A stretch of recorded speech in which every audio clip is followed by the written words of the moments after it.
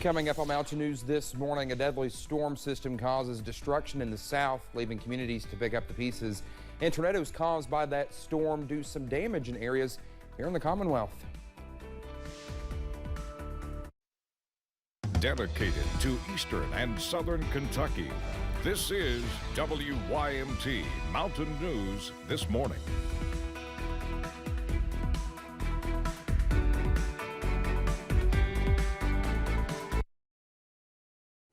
Good morning to you. It's Friday. It's almost 5 o'clock. I'm Dakota Makris. Thanks so much for waking up with us. Let's head over to Brandon for a look at our forecast as we continue our first alert weather day this morning. Brandon, not really doing much this morning here in Hazard. My car was wet, so I guess it rained overnight. It did. But other than that, that's about all. It seemed like it was a bit windy because at my house there was a sign that we had on our front porch that was blown over. So again, I did see some little bit of debris on the road on the way in this morning, but the rain is still going. Temperatures are still dropping. Once they get to that magic number, you'll start to see that transition over to snow a little bit later on. Now, we do have some school closings and delays. You can see those on the bottom of your screen right there, and of course at WYMT.com. But here is the thing about today. A lot of places are not going to see a lot of accumulation. So I know it's a kind of a cautious thing, and especially these systems that have to bus students over higher elevations, I can understand that.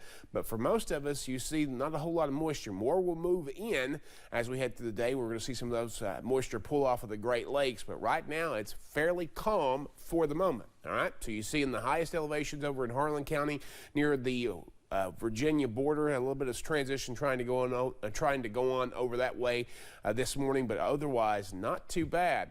And look at this. Everybody but Monticello is back online this morning. So temperatures are in the 30s area-wide, with Wise being the coldest at 32 and Clintwood up next there at 35. But again, that cold front went through. Temperatures were the highest they're going to be all day at midnight, and they'll continue to slowly drop to the afternoon. So a normal day to a little extra on your coffee meter.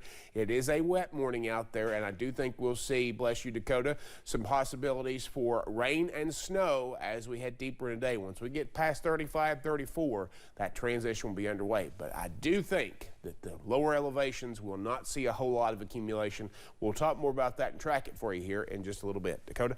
All right, Brennan, thank you so much. Well, at least 7 people are dead following severe storms that caused tornadoes to form across the south. 6 of those deaths were reported in Alabama. Well, this footage is from our sister station, WBRC in Selma. It shows extensive damage to homes with roofs damaged or blown off altogether. It also shows trees and power lines that were knocked down by the force of the storm that blew through the area. And the story is the same for Tuga County, Alabama. The powerful storm left communities in pieces, managing to move people's entire homes and scattering their belongings. The county's coroner lives in one of the area's hardest hit spots, and the tornado that hit there affected him and his family directly. My double-wide mobile home was picked up and moved over 100 feet and set in the middle of County Road 68. My neighbor across the road has lost the top off his house. We are in the process of trying to figure out which way we're going to go. We're trying to dig out odds and ends that are salvageable, but I have a total loss of my house and contents. Alabama Governor Kay Ivey has declared a state of emergency for some of the worst hit counties in her state.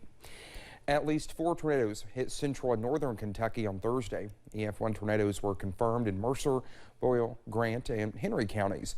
Here's a look at the damage in Mercer County. No one was hurt, but the cleanup and repair will take a while. The National Weather Service says this was the result of an EF1 tornado. Rana Dean says that she and her son and her dog sought shelter in a bathroom once the warnings were heard. It's overwhelming regardless of what this happens, but then when you see all the people that come to help and jump in and bring food and totes and boxes and just automatically start packing up your stuff so that it doesn't get ruined, it means a lot. The latest update from utility companies show nearly all the people who lost power in Mercer County have it back now. Well, in Madison County, multiple areas were dealt damage, including areas within the city of Richmond. For the Horn family and their neighbors on Lake Ridge Drive, the weather hit very close to home. Carla Horn was working from home when the situation suddenly turned severe. Well, they say trees went down throughout the neighborhood and one of their glass tables shattered, and her daughter's new car had been flipped on its side. You'd never think that it's going to happen to you, and we are very fortunate. We had candles ready, we had the matches ready, we had a generator, we had flashlights that had batteries. Just be prepared because you don't know if it's ever going to happen to you. Eastern Kentucky University says the storm also caused some issues at its golf club. University leaders say the club at Arlington saw several trees downed and damage dealt to the club pool house. The National Weather Service says it plans to survey the damage. As colder weather now heads back into the region, it's important to make sure you have taken the precautions to winterize your home. Heinemann Volunteer Fire Chief Preston Hayes says the last cold snap they saw an increase in frozen pipes, which could lead to a fire if not thawed properly. If you use a hair dryer and you attend to it, that's perfectly fine, but in the past there's been instances where people try to use torches and things like that to thaw their water lines, and unfortunately they set their house on fire. Well, he also says it's important to have an alternate heating solution in case the power does go out. Blankets and flashlights are also important to have on hand. Well, the combination of winter weather and cold and flu season is wreaking havoc on blood supplies across the U.S. The American Red Cross says without some blood drives, it has lost the chance to get more than 10,000 units of blood. To avoid a blood shortage, the Red Cross is urging those who are eligible to roll up their sleeves. We are always in need of O negative, which is the universal blood type, and O positive, which is nearly universal. We absolutely will welcome anybody who can come in to donate. 40% of the population is eligible to donate, and only 3% do. So we're really asking people to come out, make an appointment to donate so that we can keep the supply strong. Even if you have recently gotten vaccinated, doctors say there's no waiting period. You can donate anytime as long as you are healthy and feeling well. Well, thank you so much for getting your Friday morning started with us here on Mountain News this morning. When we come back, as intense rainfall continues to cause severe issues in California, its historic drought is affected in a positive way. Stay with us. That's just ahead.